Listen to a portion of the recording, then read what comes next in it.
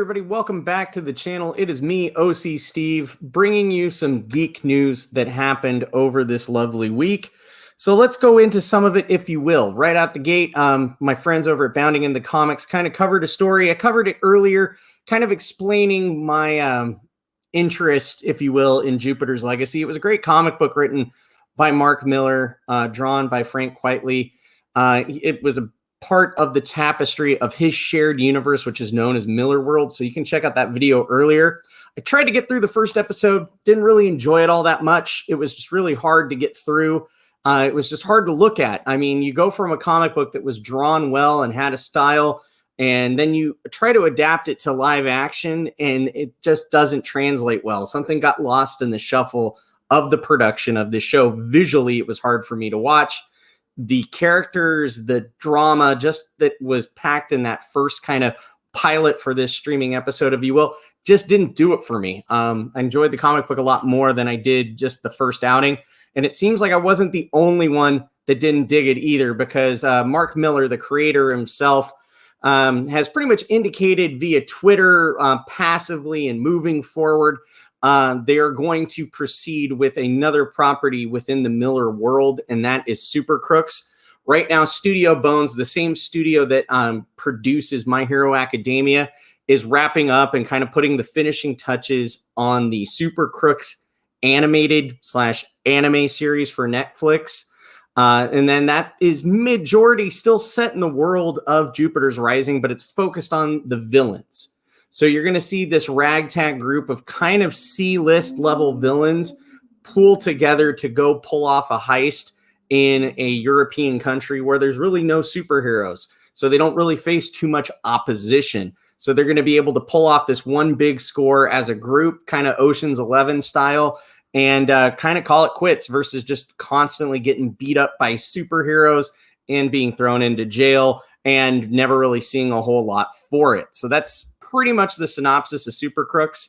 Jupiter's Legacy itself cost over $200 million to make for the first season that was left on a cliffhanger. To put that into comparison for you, WandaVision, that just recently was on the Disney Plus streaming service, cost $200 million as well. So my big question is that they both had the same budget.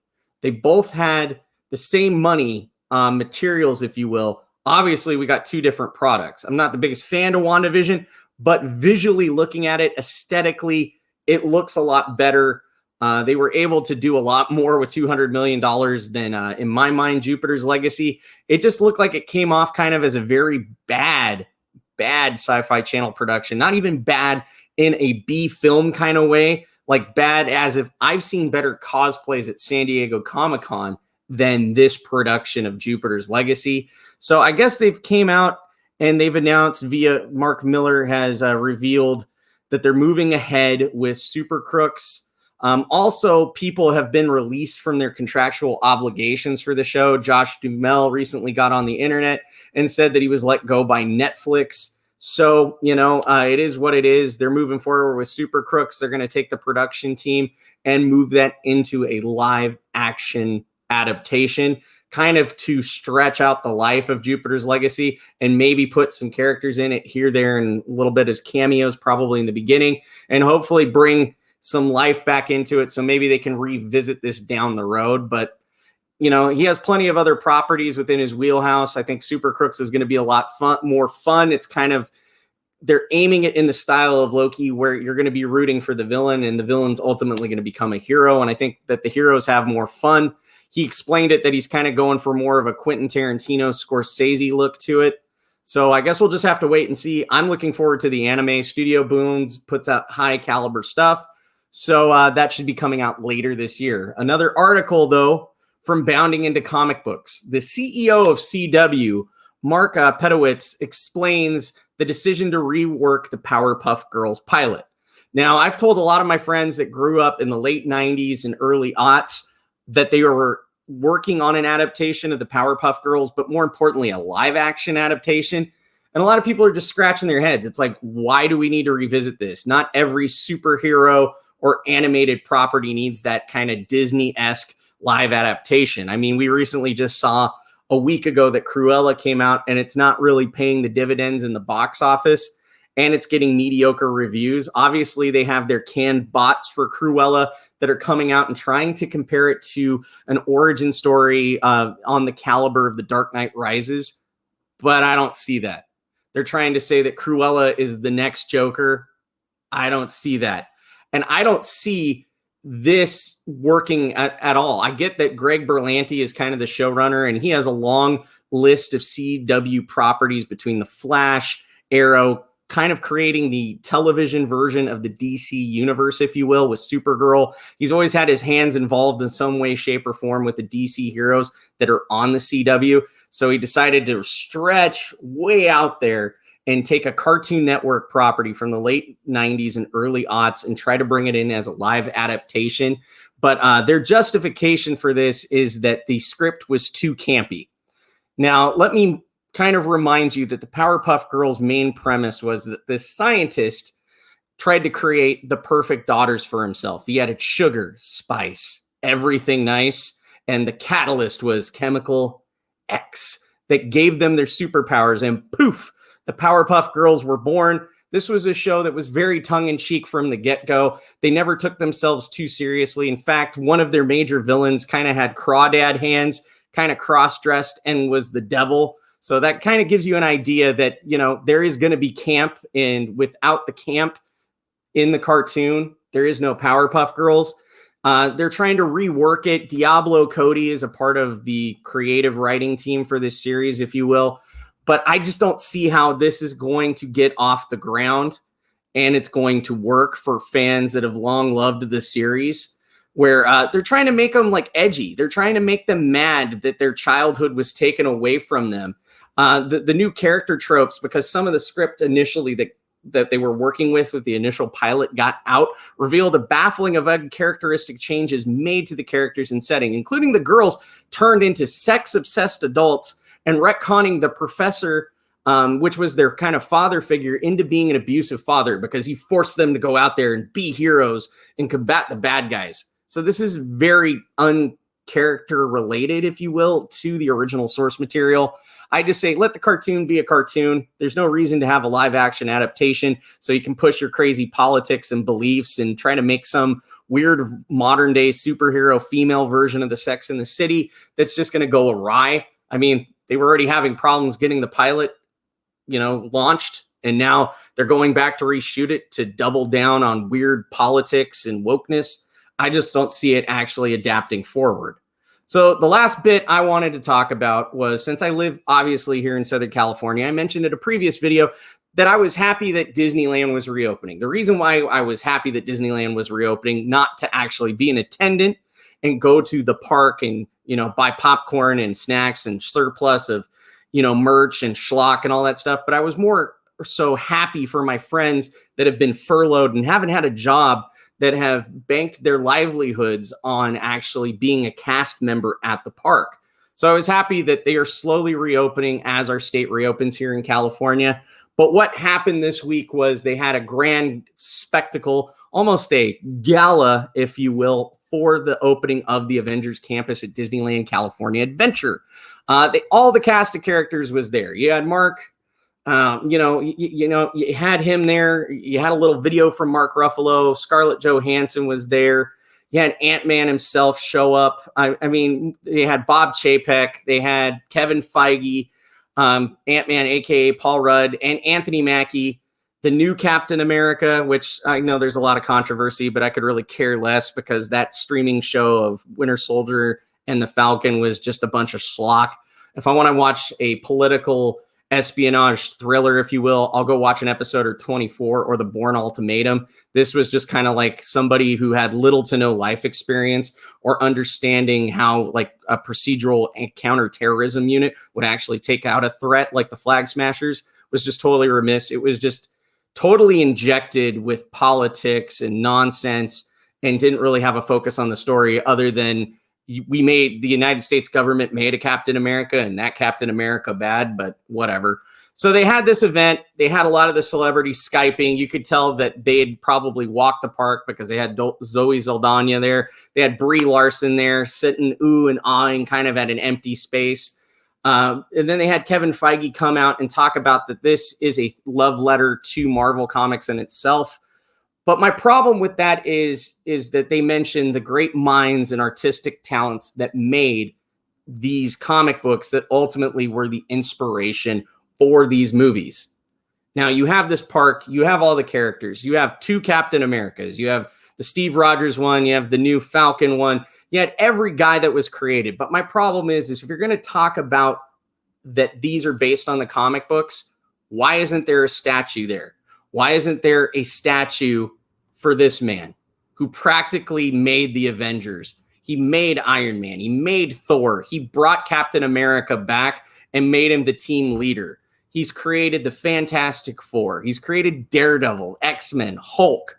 Practically every major member of the Avengers was a brainchild at one time or another for Stan Lee, including the Falcon and the Black Panther. So at the other park, they've paid homage to Walt Disney, and there's a lovely statue at the center of it right before you enter the castle, and it's him holding his hand with Mickey. Why can't we have this? For many of us, me included, this guy was either a father figure or a grandfather figure, and we appreciated that Stan was there to welcome us to the House of Ideas, to welcome us to Mighty Marvel, if you will. So why can't he get his due? We don't want to recognize that Stan Lee was the guy who put pen to paper to create these characters.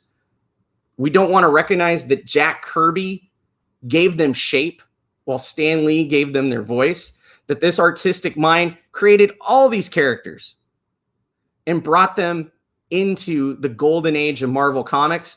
And even another man too, Steve Ditko, was the visual creator of Spider-Man and Doctor Strange. Doctor Strange, who has a silly symphony magical show, if you will, that I watched. You can watch the YouTube videos. You don't really need to go to the park if I were you. But my problem is that they don't recognize these founding fathers of the House of Ideas and are just focusing on the cinematic efforts. Kevin Feige wants to give himself a pat on the back, but doesn't want to recognize these guys, including Stan Lee, who was a World War II veteran. Great originators, great guys who stood in kind of the status quo and went, hey, we're going to go off on a whim. We're going to create these ideas. We're going to write and draw the books that we want to see, that we want to read. And it so happens that they bet on themselves. They took a risk at the tail ends of issues. And that's what was the spark that reignited Marvel Comics in the 1960s and helped create many opportunities in the 70s, 90s, and thousands that would follow to allow people to step into the shoes and write these characters for a new modern audience. So I think it's a disservice to them. I will not be attending this park because in my mind, if you cannot respect those forefathers, then why should I waste my dollars? Even a mural. The hardest thing I did when I did have an annual pass, the only thing I ever saw for Stan Lee, and it was a joke, it was Stan's Hero Sandwiches. It was a little minuscule, maybe 3x3 ad that was on the side of a brick wall at Disneyland California Adventures Hollywood Studios area that was kind of the template that they were using for Avengers Campus. So they couldn't give him a mural. They gave him a little bit of a stencil on a fake little ad that was posted on a wall. He was a grandfather figure to me, a larger-than-life guy. I learned a lot of my own personal morals and had helped align my moral compass by reading Marvel Comics. I'll openly admit, I'm not, with my learning disabilities, it was hard to keep my attention span. Being a kid of ADD, it was not the easiest task to go open a book and read a Charles Dickens, but I could get those same life lessons from Marvel Comics. Good life lessons. I wasn't getting pushed politics or nonsense. I was just taught to be a good person and to be good around you. Not that if somebody believes something different than you, then they're instantaneously bad and you need to silence and cancel them, which is the current MO in Marvel Comics. So in closing, I want to talk about comic books that don't preach to you, that are going to have a good time and you're going to enjoy them. And you can vote with your dollars to see them exist. Patrick Thomas Parnell, aka PTP, has Ultra Star, Operation Supernova 5. It's in demand right now on Indiegogo, and it's exactly that. It's a group of 5 heroes having fun, fighting robots, and figuring out what happened to Ultra Star. the Superman of their world, and how the rest of his group is going to have to compensate with him being gone and having to find where he went and to get him back. So they have to hire a private investigator to help them track down Ultrastar and figure out what happened. This is going to be a fun romp. It's a new material, so go back it. I highly suggest it. The other guy who's formerly of DC Comics is Shane Davis himself. Cat Pappy Davis himself has decided to go on a big space adventure with 4 cats and a little girl as they battle evil alien rats. So little girl, big cat adventure, a lot of fun.